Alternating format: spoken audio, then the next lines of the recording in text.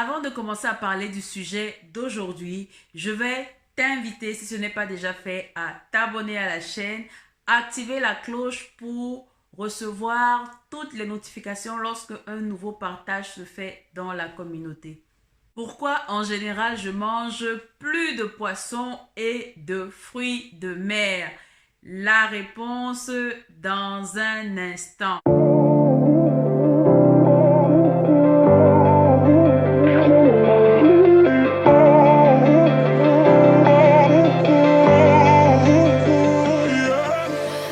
Bonjour à tous, j'espère que vous allez bien. Moi, c'est la grande forme. Je suis Isabelle Sommet pour ceux qui ne me connaissent pas. En général, ici, je parle de nutrition et de développement personnel. Donc, j'appartiens à cette catégorie de personnes qui pensent que pour pouvoir changer le monde, nous devons commencer par nous changer nous-mêmes.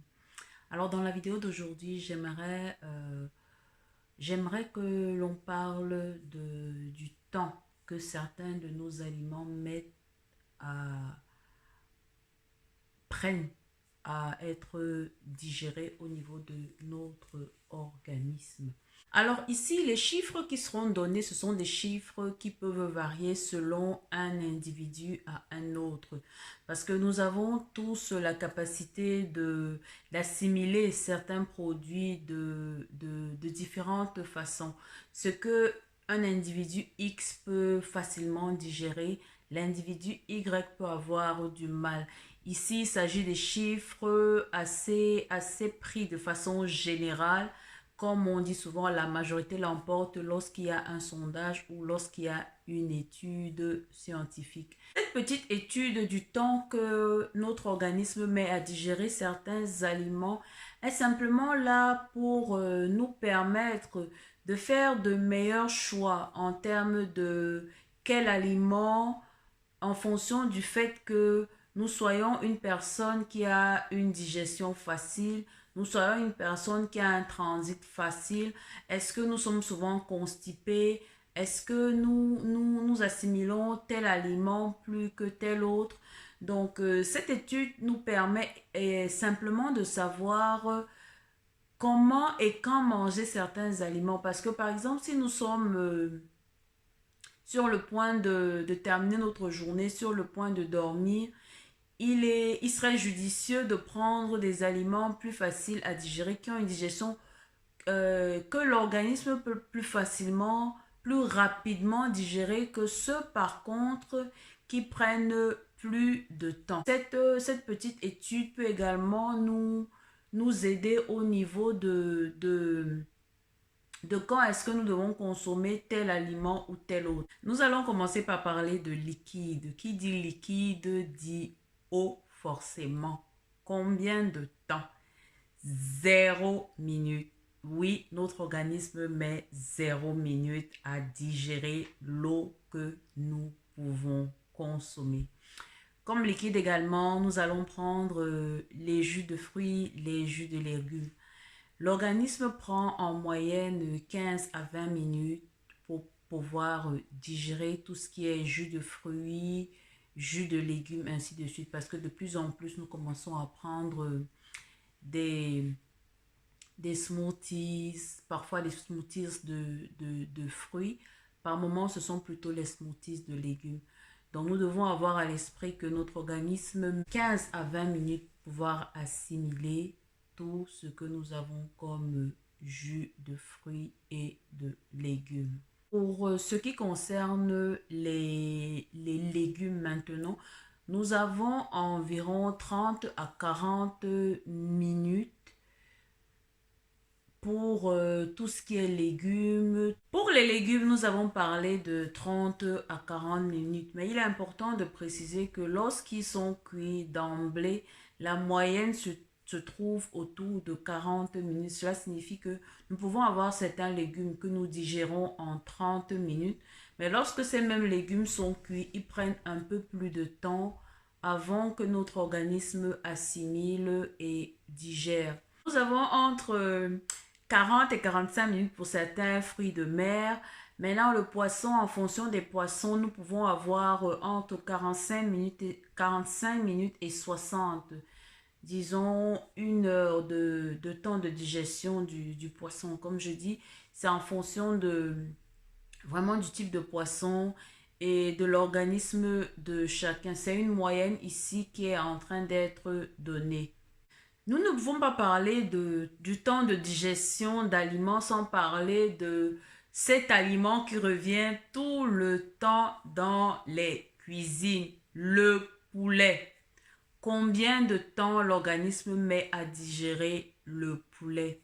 Notre organisme met en moyenne 1 h 30 à 2 heures avant de digérer le poulet. Nous avons besoin de pratiquement 2 heures pour digérer tout ce qui est produit laitier. Nous allons également parler des pommes, les pommes de terre qui reviennent souvent dans notre alimentation. Alors nous avons en moyenne besoin de 90 minutes, voire 120 minutes, donc autour de 2 heures pour pouvoir digérer les pommes de terre. Nous allons parler des produits céréaliers ou alors des céréales tout court qui mettent environ 2 heures pour pouvoir être digérés par l'organisme. Après les céréales, nous pouvons également citer les produits laitiers parce que eux aussi reviennent très souvent dans notre alimentation. Le cas par exemple du fromage, il nous faut au minimum 3 heures de temps pour pouvoir digérer tout ce qui est produit laitier. Nous allons également parler des noix, tout ce que nous avons comme noix, fruits à coque, amandes, noix de coco. Les noix, par contre, nous demandent environ 3 heures au niveau de la digestion. Alors, nous avons également la viande de bœuf qui revient dans certains ménages très souvent. Nous devons savoir ici que nous avons besoin au minimum de 3 heures pour pouvoir digérer la viande de bœuf. 3 heures pour digérer la viande de bœuf et la viande de porc un minimum de 5 heures. Donc, le choix est très vite fait par rapport à qu'est-ce qui va être pris en priorité, qu'est-ce que nous allons peut-être réduire ou alors quand est-ce que nous allons manger tel aliment ou tel autre parce que il nous faut suffisamment de temps pour que l'organisme le digère. Constatons donc que notre organisme prend du temps en fonction de tel aliment ou tel autre. Il est donc important d'avoir quand même cette petite notion qui peut nous permettre de nous orienter vers tel choix ou tel autre. Donc, cela permet de savoir, parce que si nous sommes quelqu'un de constipé, il est important de savoir que en consommant tel aliment plus souvent, j'aurai plus de mal parce que à la base, j'ai déjà ce souci-là. Donc, il est judicieux pour moi d'opter pour les choix qui se digèrent plus facilement. Donc, voici à peu près, on ne peut pas tout citer, nous ne pouvons pas tout citer, mais voici à peu près le timing que certains de nos aliments peuvent prendre à être digérés au niveau de notre organisme. Parce qu'il est important lorsque nous nous alimentons d'avoir ces notions-là. Parce qu'elles nous permettent de faire tel choix ou tel autre. Donc, voici en quelque sorte ce que j'ai voulu partager aujourd'hui dans cette vidéo afin d'aider chacun lorsque il fait tel choix ou tel autre. Pourquoi certains aliments reviennent souvent et pas d'autres? Pourquoi certains aliments nous aident par moments plus que d'autres? Simplement parce que si nous avons d'emblée une digestion qui est facile, parce qu'il y a quand même ces personnes-là qui sont gâtées par la nature, qui n'ont pas besoin d'avoir un effort particulier ou quoi que ce soit, et qui ont une très bonne digestion. Ces personnes-là peuvent se permettre de prendre n'importe quel aliment et il n'y aura pas de souci. Par contre, ces personnes qui ont du mal avec leur digestion devraient savoir que lorsque je m'oriente vers tel choix, il faudrait que je me donne, la norme voudrait que ce soit peut-être pendant 5 heures, Mais par rapport aux petits défauts que moi j'ai au niveau de mon organisme, moi j'aurais peut-être besoin de 6 heures, 7 heures. Parce que comme j'ai dit ici, ce sont des chiffres de façon générale, de façon globale.